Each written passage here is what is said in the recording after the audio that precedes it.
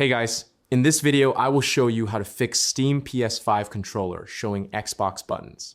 All right, let's begin. If your PS5 controller is displaying Xbox prompts on Steam, it is usually due to improper input settings.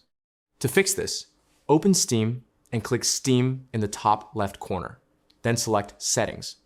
From the sidebar, choose the Controller tab.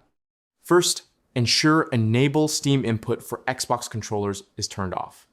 Additionally, try setting PlayStation controller support to Not Enabled.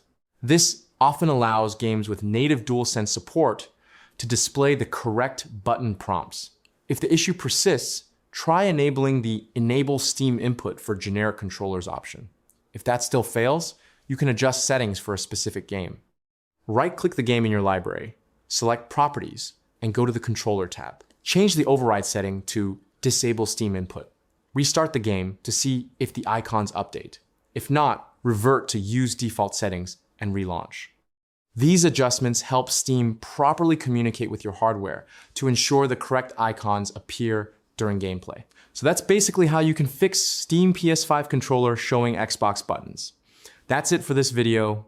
Thanks.